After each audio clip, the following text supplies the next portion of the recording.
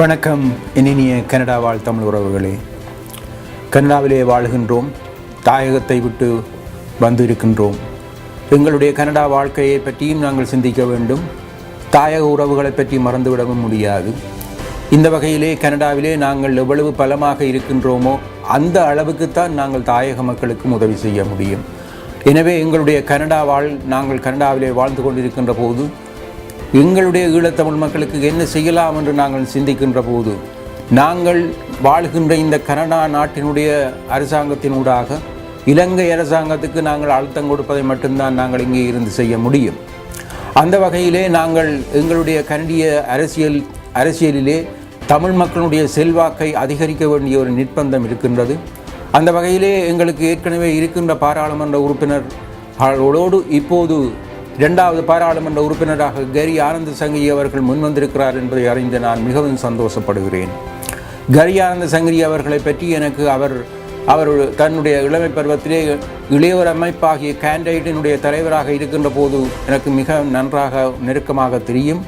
அவருடைய மனைவி ஒரு மாணவியாக இருக்கும்போது மிகவும் என்னோடு நெருக்கமாக பழகியவர். அவரும் அவருடைய மனைவியும் இருவருமே எங்களுடைய தமிழ் சமூகத்துக்கு செய்த கடமைகள் தொண்டுகள் அளப்பில்லை. அவர்களுடைய தமிழ் பற்றும் அவர்களுடைய நுட்பமான அறிவும் அவருடைய அணுகுமுறையும் எனக்கு மிகவும் பிடித்து கொண்ட ஒரு விடயம். இப்படியாக கரி ஆனந்த சங்கரியினுடைய அவருடைய சட்ட அறிவும் அவருடைய அரசியல் ஞானமும் அவருக்கு கனடிய சர்வதேச அரசியல் பற்றிய நுணுக்கமான தெளிவும் என்னை மிகவும் கவர்ந்திருக்கிறது. அவரை போன்ற ஒரு பெருமகன் தமிழ் மக்களினுடைய இருந்து கனடா அரசியல் கனடாவிலே இருக்கின்ற அரசாங்கத்திலே பங்கு பெற்றுவது தமிழ் மக்கள் மிகவும் பெருமைப்படக்கூடிய ஒரு விடயமாக இருக்கும்.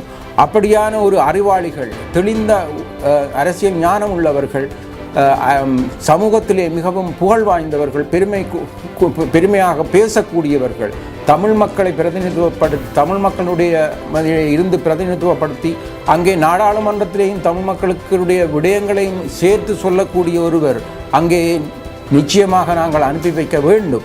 அந்த வகையிலே கரி ஆனந்த சங்கரி அவர்கள் ஜெனீவாவிலே தமிழ் மக்களுக்காக செய்யப்பட்ட பணிகளை நாங்கள் மறக்க முடியாது. 30க்கும் மேற்பட்ட தடவைகள் அங்கே அவர்கள் தன்னுடைய சொந்த செலவிலேயே போய் அவரும் அவருடைய மனைவியுமாக அங்கே நின்று அவர்கள் செய்த பிரச்சாரம் மிக கணிசமானது. அப்படியான ஜெனீவாவிலே இருந்து இப்போது இலங்கை அரசாங்கம் பயந்து கொண்டிருக்கின்ற சர்வதேச விசாரணை அதை கொண்டு வருவதற்கு புலம்பெயர் தமிழ் மக்களுடைய செயற்பாடு மிகவும் முக்கியத்துவமாக அமைந்தது.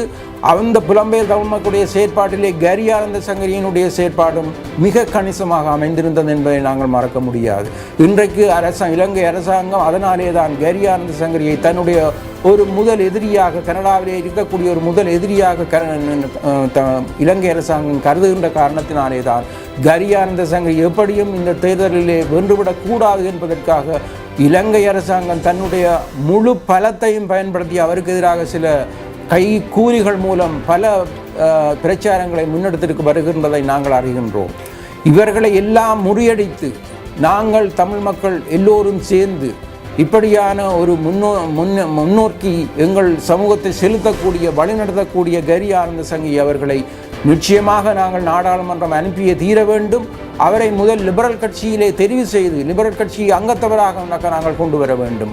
ஆகவே நிச்சயமாக நாங்கள் எங்களுடைய ஒரு மிகப்பெரிய பிரதானமான கடமையாக இந்த கரி ஆனந்த சங்கருடைய லிபரல் கட்சி தெரிவிலே நாங்கள் முதலிலே வாக்களித்து அவரை முதலிலே அபோட்சகராக ஆக்கி அதன் பிறகு நிச்சயமாக அவரை நாடாளுமன்றத்துக்கு அனுப்பி நாங்கள் எங்களுடைய தமிழ் சமூகத்துக்கு பலத்தையும் பெருமையையும் சேர்க்க வேண்டும். ஒரு வல்லவனை, ஒரு நல்லவனை, ஒரு திறமைசாலியை நாடாளுமன்றம் பெற்றுக்கொண்டது. அது கனடிய தமிழ் சமூகத்திலே இருந்து வந்திருக்கிறார் என்று அனைவரும் பெருமையோடு பேசிக்கொள்ளத்தக்க முறையாக நாங்கள் கரி ஆனந்த சங்கரியை தவறவிடாமல் நிச்சயமாக பாராளுமன்றத்துக்கு அனுப்ப வேண்டும் என்று தாழ்மையோடு உங்கள் அனைவரையும் கேட்டுக்கொள்கின்றேன்.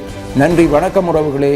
என்னை உங்களுக்கு நன்றாக எல்லோருக்கும் தெரியும். வின் மகாலிங்கம் என்று சொன்னால் என்னை பற்றி அறிமுகம் உங்களுக்கு தேவையில்லை. அவ்வளவு தூரத்துக்கு எல்லா அமைப்புகளோடும் நான் சேர்ந்து பணியாற்றுகின்றேன். உங்களுடைய முழு ஆதரவையும் கரி ஆனந்த சங்கரிக்கு வழங்க வேண்டும் என்று அவருக்கு வாழ்த்தையும் கூறி இறைவனுடைய ஆசியையும் வேண்டி விடைபெறுகிறேன். நன்றி உறவுகளே, வணக்கம்.